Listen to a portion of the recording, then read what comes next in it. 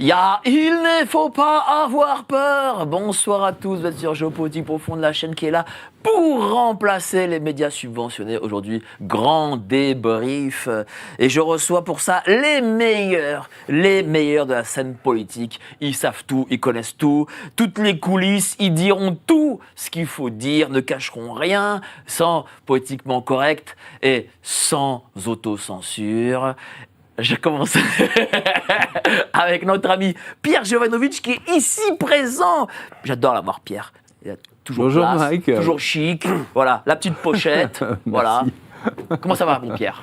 Ça va, je reviens de la Baule. Où il y avait une dédicace. Le teint allait comme ça. Voilà, il y avait une dédicace et franchement, malgré les vacances, j'ai vu tous vos spectateurs également qui étaient là. Très bien. Et même Monsieur le maire est venu. Monsieur le maire. Je sais que je l'ai connu à une époque. Franck Louvrier. Je l'ai connu. Très, à l'Élysée, adorable. tu étais à l'Élysée. Exactement. Ouais. Et c'est une ville hyper propre, attention. La Baule, maintenant, c'est Monaco. C'est vrai.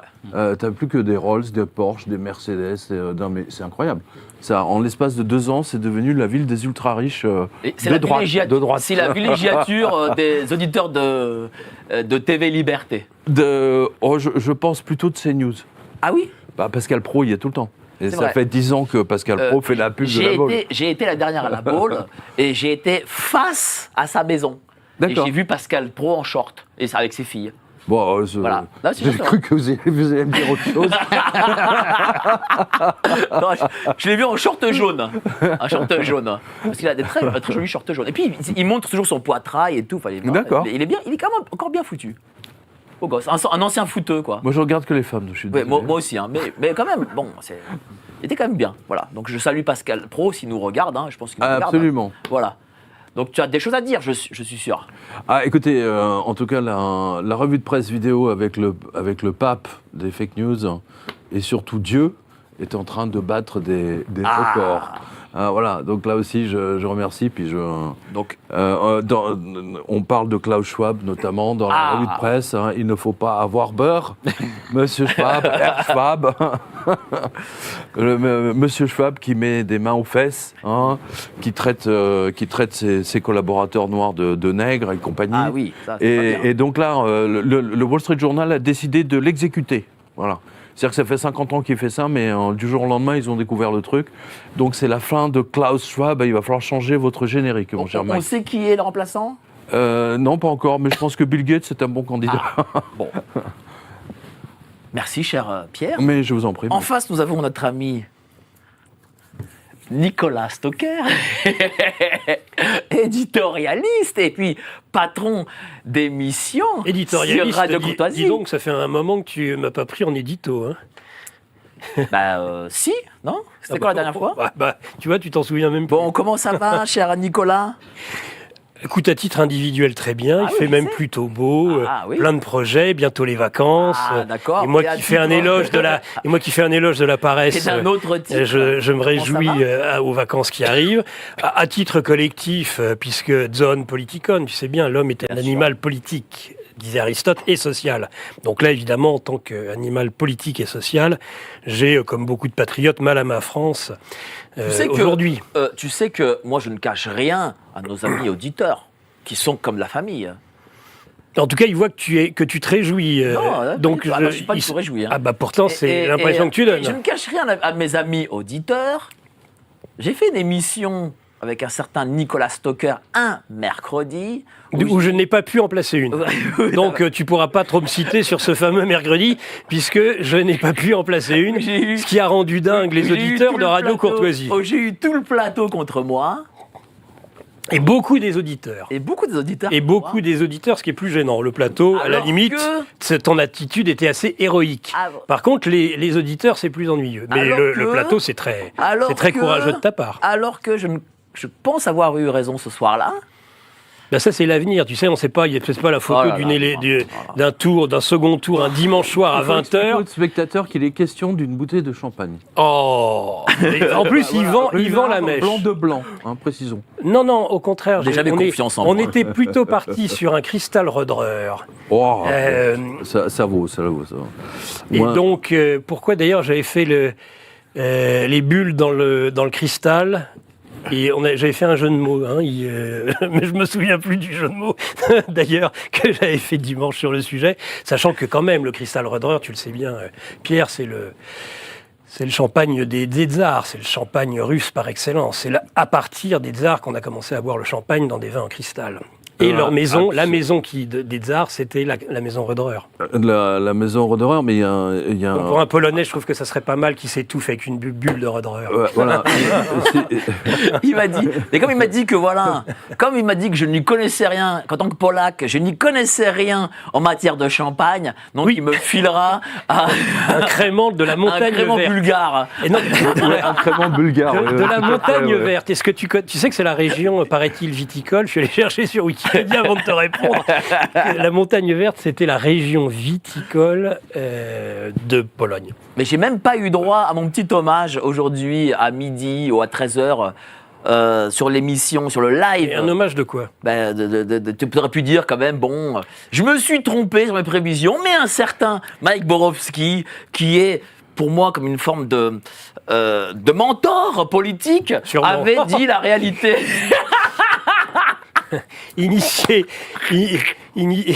dans le 9-3 les immigrés pour Sarkozy, c'est pas trop bon truc. Il m'avait donné tout le scénario, et puis bon, j'ai pas voulu l'écouter parce que moi, le scénario depuis le début, je l'avais donné. Si tu veux me citer in extenso, je n'ai pas été celui uniquement dans des références dont tu fais part. Je suis aussi celui sur le plateau, et ce depuis le début, et tout le monde n'était absolument pas d'accord avec moi, on m'a repris à plus d'une reprise. Je disais élection piège à con.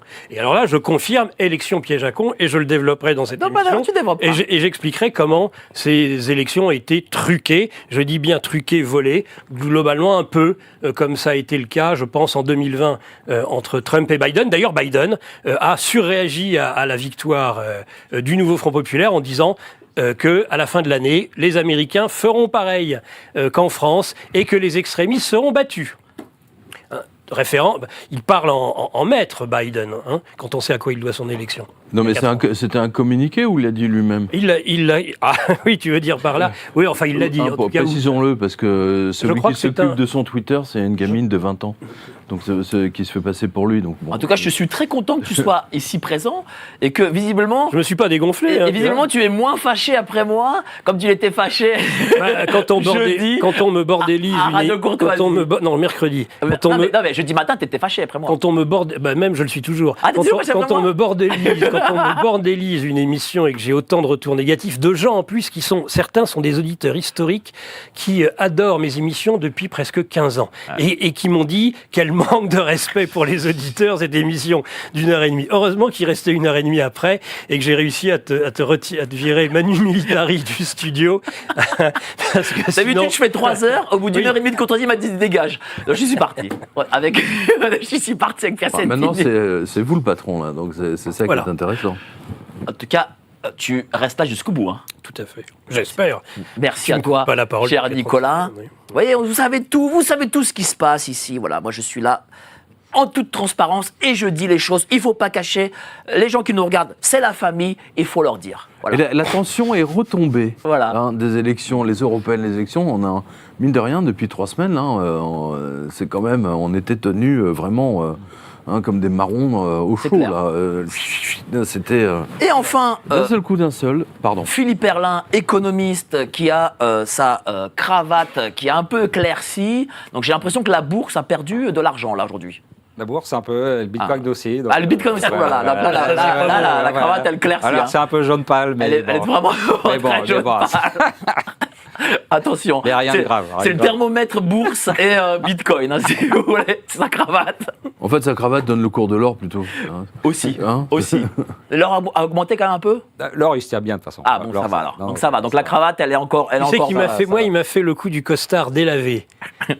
Mais toi, maintenant, c'est la cravate. Oui, voilà, mais elle change de couleur là. C'est un peu pâle là, mais bon. Ah oui, mais. Les élections aussi, c'est un peu pâle. On est un peu quand même là, voilà. Les élections, c'est un peu bof. Il faut pas non plus tout prendre de tragique. Hein. Bon, tiens, qu'est-ce que tu en as pensé, mon Pierre, des résultats de ces élections? Ça t'a surpris? La déconfiture, du Rassemblement national m'a quand même un peu surpris. Dans le sens où, par exemple, Gérard Darmanin et d'autres avaient estimé que les pauvres ne pouvant pas partir en vacances, qu'ils allaient voter massivement pour le RN au deuxième tour. Et clairement, ça n'a pas été le cas. Et je me demande même dans quelle mesure il n'y a pas eu une fraude. Parce que j'ai vu passer un message d'un confrère du Figaro, Malbruno, à propos de Meyer Habib. Parce que je pensais que c'est pour ça que vous avez que tu devais apporter la bouteille de champagne. Pour Meyer Habib. Pour sa défaite. Et qu'en fait, au lieu, c'est-à-dire à l'Élysée, l'Élysée avait exigé qu'il perde ses élections. Voilà. Donc c'est quand même, oui, c'est extrêmement intéressant. Et Malbruno est un garçon en général bien informé, surtout sur tout ce qui touche de près ou de loin au Moyen-Orient. Donc clairement, il y a eu des réorganisations, on va dire, de vote. Hein, c'est mon sentiment. Je ne sais pas si c'est le sujet que Nicolas va développer tout à l'heure, mais et ce qui est certain en revanche, c'est que j'ai le sentiment que les élections ont été volées dans le sens où, que ce soit aux élections européennes, que ce soit au premier tour, on a vu quand même une colère phénoménale. Moi, je regardais les cartes, les couleurs par parti politique, et on voyait la colère des Français vraiment monter. Et là, par le jeu on va se mettre à deux et on va le tabasser, eh bien, effectivement, en fait, cette colère des Français a été littéralement étouffée. Enfin, c'est mon sentiment. Et en conséquence de quoi, en fait, on ne fait que reporter le problème. C'est-à-dire que la gauche, Mélenchon et compagnie, ils sont en train d'hurler en disant qu'ils ont gagné, machin, etc. Non, la France Insoumise avait 72 députés de mémoire aux élections précédentes. Maintenant, je crois qu'ils en ont même perdu par rapport aux élections. Oui, c'est vrai. Ou peut-être deux de plus. Ils ont perdu Rachel Keke déjà. Oui. Bon, c'est pas. Bon. Oui, mais ça fait une personne. Oui, tout à fait. Mais en fait, je veux dire, c'est pas comme le Rassemblement national qui est parti de quasiment zéro et qui arrive à 140 députés. C'est quand même absolument énorme. Il y a une victoire phénoménale du Rassemblement national et une défaite phénoménale du Rassemblement national parce que, il faut bien le dire, ils ont tué l'ours. Ils ont vendu la peau de l'ours, avant de l'avoir tué. Et pendant une semaine, ils se sont déjà distribués les postes ministériels avant même le deuxième tour. Et résultat des courses, tout le monde attendait le déluge RN, et finalement, ça ne s'est pas passé. Et du coup, du point de vue médiatique, et la presse s'en donne à cœur joie, évidemment, sur le RN, en disant qu'ils ont... c'est tout juste, ils n'ont pas tout perdu, quoi. Je ne sais pas si vous avez écouté tout ce qui s'est dit aujourd'hui, mais c'est absolument effrayant. Voilà, donc c'est mon sentiment, c'est-à-dire que la colère des Français, en fait, est reportée à Sénidier. C'est un peu l'idée. Je ne sais pas ce qu'en pense Nicolas. Comment il va nous le dire? Oui, il y a eu une nouvelle quinzaine de la haine, on en avait parlé avec Bruno Gollnisch dans ce monde réel. C'était même pas en solde. Et non, et moi, rien que le dimanche, j'avais vu la veille un conseil d'administration d'une université dire qu'il fallait faire barrage. Un conseil d'administration d'une université faire barrage au Rassemblement national. Le dimanche, je prenais mon train, le gars dans le train disait il faut faire barrage aux fascistes, votez bien. Le conducteur du train. Le conducteur du train. D'accord. Oui, mais ça, c'est des... C'est Sudrail, ça, voilà, ça coûte sûr. Ça, Gollnisch, en 2002, quand il était directeur de campagne de Jean-Marie Le Pen, a une multitude d'anecdotes de ce type, c'est-à-dire d'actes complètement illégaux qui ont été commis par le pouvoir et par les institutions. Donc, après, moi, et c'est ça qui... le sourire, ou même plus que le rire, le franc rire de Mike, de Yen. un peu yen, un peu sur les bords. Mais bon, je ne dis pas trop yen parce que les hyènes bouffent de la charogne et je ne me prends pas pour une charogne, pas encore. Et donc... et en plus, le yen a baissé en ce moment. Et le yen a baissé. Il est évident que je ne pensais pas, et je l'avais dit, ça a marché et ça ne marchera plus, ou ça marchera moins. Alors, je persiste à dire que ça marche moins, mais ça a marché. Mais ça marche quand même relativement moins, puisqu'on se rappelle quand même, en 2002, Jean-Marie Le Pen avait quand même perdu des voix entre le premier et le second tour. Ce qui est considérable. Là, étant donné qu'ils avaient eu énormément d'élus de premier tour, évidemment, et des non qualifiés au second tour, ils ont fait un score à peu près stable. Ce qui montre, mais néanmoins, le problème est toujours le même avec eux, c'est qu'ils n'ont pas d'alliés. Et ne pas avoir d'alliés au premier tour, c'est pas un problème. En Grande-Bretagne, ils auraient eu la majorité absolue et de loin, si ça avait été une élection uninominale à un tour. Mais lorsqu'il y a 2 tours, évidemment, c'est plus compliqué. Donc, qu'il y ait eu de toute façon une pression, que l'on ait fait peur aux Français et aux électeurs. Mais à chaque élection. Hein. Bien sûr. Et que ça ait produit un certain résultat, oui. Mais moi, je suis quand même surpris. Tu as donné un exemple, là, de Meilleur Habib. Mais il y en a d'autres qui montrent que dans les grandes villes, sur le second tour, quand on sait, et personne ne dira le contraire, c'est le personnel municipal qui gère les bureaux de vote, qu'on le sait, on l'a vu. D'ailleurs, ça a été un peu pathétique, j'ai remarqué, ils étaient à peu près 500 le soir à applaudir Bardella et Le Pen. Ils étaient moins nombreux un soir qui aurait pu être le triomphe du Rassemblement national que nous avons été, alors qu'on a été obligé d'arrêter au bout de 5 jours les invitations pour les 200 000 de GPTV. Je trouve qu'il y a vraiment, ce n'est plus un parti, c'est un gros souci ça pour le Rassemblement national, ce n'est plus un parti du tout de militants, c'est pas nouveau, mais là ça a pris des proportions considérables, de gens très peu implantés, donc je pense qu'ils n'ont pas pu aller vérifier ce qui se passait dans les bureaux, dans certains bureaux de vote. Ils n'ont déjà pas pu vérifier les candidats. Et ce qui s'est, en plus, et ce qui s'est passé, avec un qui était sous curatelle, enfin des trucs comme ça. Oui, des trucs dingues. Ouais. Mais moi, je trouve que ce qui s'est passé à cette élection ressemble diablement à ce qui s'était passé, rappelez-vous, aux élections régionales de 2015. Élections régionales de 2015, on a un succès majeur du Rassemblement national en Provence-Alpes-Côte d'Azur, dans le Nord-Pas-de-Calais, Picardie, et même, j'ai envie de dire, dans le centre Pays de la Loire. Et j'ai eu plusieurs témoignages d'élus régionaux qui ont été très surpris du basculement entre le premier et le deuxième tour. Il y a une loi d'airain, normalement, électorale, et que m'avait appris d'ailleurs en son temps Duhamel. Il était plus jeune et plus frais à l'époque, Alain Duhamel. Il y avait une règle qui disait on ne double pas son score entre le premier et le second tour. Et on avait vu un basculement entre les 2 tours qui avait permis, in extremis, de sauver le Nord-Pas-de-Calais pour la droite et pour la gauche, ou l'inverse, Provence-Alpes-Côte d'Azur. Et donc, ça avait été très surprenant et on m'avait dit, mais tu sais Nicolas, il suffit de mettre quelques suffrages, quelques bulletins dans l'ensemble des bureaux de vote pour faire basculer. J'ai pensé à ça, et j'ai pensé aussi à ce qui s'est passé aux États-Unis avec les fameux swing states. C'est-à-dire qu'il y a eu énormément de circonscriptions dimanche, où ça s'est joué à très peu de choses, où le basculement s'est fait à quelques centaines de voix, et où il est facile, entre les 2 tours, d'essayer et peut-être éventuellement de truquer une élection par 3 moyens. Bon, il y a le bourrage classique des urnes, mais ça, à mon avis, c'est pas la technique aujourd'hui la plus utilisée. On peut commencer à se poser la question de savoir qu'est-ce que c'était que cette histoire d'augmentation faramineuse des votes par procuration. 3 millions. Et puis les machines. Et puis les machines. Et puis les machines quand même qui, ici et là... Pour les Français de l'étranger, c'est vote électronique. Par exemple. Donc là, on peut...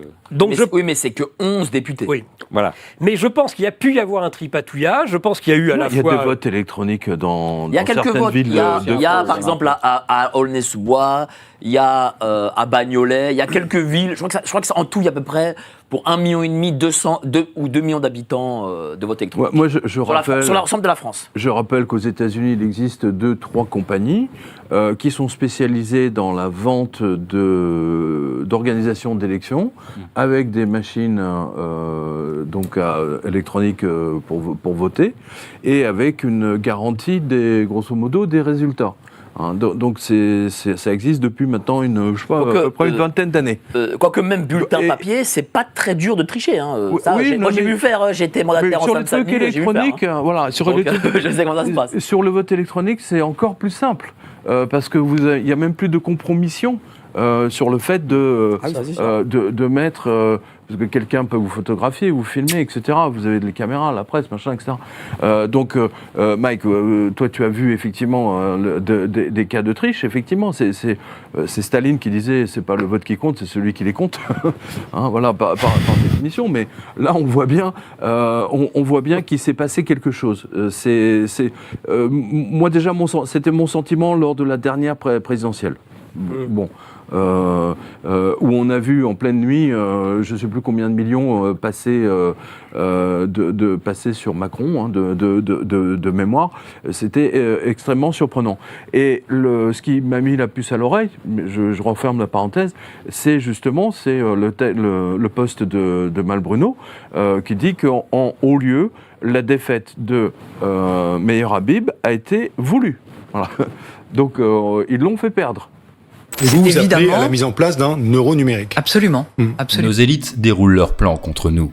Mais nous aussi on a des plans contre eux. Déjà au travers de nos émissions avec une revue de presse économique pour faire le point avec vous, puis dans notre revue mensuelle avec des analyses financières et des solutions de décentralisation, et surtout dans notre stratégie anti-CBDC. Plus de 3 heures de contenu exclusif et gratuit pour apprendre concrètement à préserver votre épargne. Au programme, protection anti-crise, anti-banque, anti-État et bien d'autres solutions. Le temps joue contre nous, mais on peut se défendre.